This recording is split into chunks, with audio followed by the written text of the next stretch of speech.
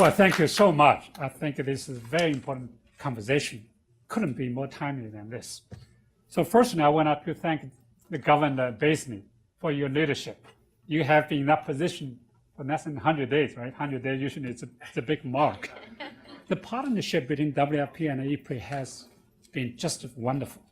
You know, we provide research, data, evaluation on what you do to improve your targeting, to improve your program, and in the meantime, we learn from you. I think this partnership must continue. I think I have your word. And thank you for your great leadership to go around the world. I remember even with less than 100 days, how many countries you have traveled to bring the first-hand information, data, insights into different capitals, not just Washington, Berlin, Rome, and beyond. So I think I'm really looking forward to continue to work with you. Now, Ambassador Tony Hall, you are really champion here. I still remember I met with you a couple of times during dinner, and here you actually came once here, IFPRI in a different building, in speaking about the alliance of ending hunger and malnutrition. You had that brief release. I remember that. I think that $1 billion you asked for from the U.S. government, I think many poor, hungry people will be saved. We can do a calculation how many people have been saved by using that money more effectively, efficiently. I hope maybe next time you will be able to win the Nobel Peace Prize, not just a nomination. And you have our support. Catherine, I think the NGOs, including the faith-based organization, can play a huge role. So I observed the Buddhist temple in China. They played a huge role during crisis, during famine. They share the food. If they don't share the food, it's a moral problem. It's their responsibility to share the food. I think this is some of the areas we have not worked very much on that. And obviously, Paul and Dan, you are great researchers, and you have research experience. I think you really brought in lots of research perspective here. I'm pretty sure today you probably learned from today's discussion, and you will further develop your research agenda to tackle the famine, hunger, and malnutrition issues. So as a researcher, not just as a IFPRI Director General, so I have several takeaway messages. So number one is famine. Famine is our shame. We are in the 21st century. The rapid development of economy, of the IT sector. So we achieved tremendously, but we still see people hungry. 20 million people are hungry in famine. How can we make that happen? So it's our sort of joint collective responsibility, accountability. Everybody should feel shame about that. Now, that's my first point. So let's look at the famine more seriously, why it has happened again after almost 10 years. And for the last 10 years, IFPRI did famine research, 80s, 90s, then we stopped doing that because we thought the famine has disappeared. We only see isolated hunger and malnutrition here and there. We must come back to look at that issue. That's my first point. The second point is, do not lose our sight. There are 800 million people who are hungry. They are not in famine zones. They are not in famine countries, but they are hungry here and there. 5% here, 10% there, 15% there. So they have not met that threshold of being famine yet. I think that actually goes to Dan's question, totality of challenges we are facing. And again, 2 billion people are suffering from so-called hidden hunger. You don't see this person is hungry. So lack of vitamin A, zinc, iron, and many other micronutrients. 2 billion people are suffering from that. And again, 2 billion people are suffering from overweight and obesity. How ironic our word is. On the one hand, 800 million people are suffering from hunger. On the other hand, 2 billion people are eating too much. How could that happen?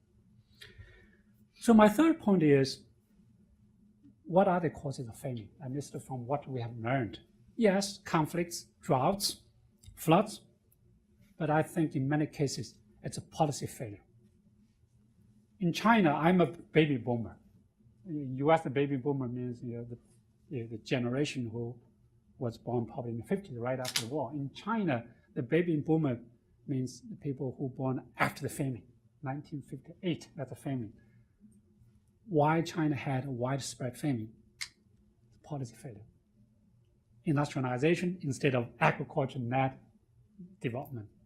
People moved to cities, land was converted to industrial use, and suddenly there was drought. Millions and millions of people died. So I was born after that, but my mom, my father always remind us. I think some of the audience said, hey, what have left our impression after famine? Forever. Even my generation, I still remember how famine has really caused the damage to my family, to my relatives. Many died, obviously. So, policy failure, governance failure, market failure, trade failure. You might remember in 2008, we had enough production in the world, but food prices went up 50%, 100% just in a matter of 6 months, 1 year. Why? Because the countries begin to use export bans to keep the foods in their own countries. By doing that, they're starving their neighbors. Trade failures. So policy, governance, market, trade exacerbated the famine. And probably sometimes maybe just some sort of isolated here and there. But if you have all these failures, you will have famine. Now, number 4 point I wanted to make is the resilience. Resilience. I think Paul made a very good points, a couple of points actually, Ethiopia and Bangladesh. These two countries suffered so much from famine, probably before 90s, maybe even the early 2000s. These two countries probably were the most serious countries that suffered from famine. But today you don't see that. Why is that? Resilience building, production system, social protection, productive safety net, and the WFP invested hugely there. IFPRI worked with the government, with WFP, is setting up the productive social safety net. So during the 2011 during 2011 drought, Somalia, I think 13 million people suffered from hunger. Many children died. But in Ethiopia, almost nobody suffered from hunger. That's because productive safety net. My 5th point is global governance. I think we mentioned about the WFP, UN organizations. What is the role of G20? What is the role of G7? Is famine on their agenda? I think this year, right, G20, yes, included that discussion of it. It's a discussion. No country is really committed. No G20 countries are really committed, or together as a group of countries committed to solve that problem. G7 is coming. I know the migration conflict will be the big issue. This is another big point, actually. You might remember, even until 20 years ago, there were not illegal migrants from my part of the world, Vietnam and China, come to US. That's because hunger, malnutrition, underdevelopment there. But today you don't see them coming over here because of development, because of the rising income.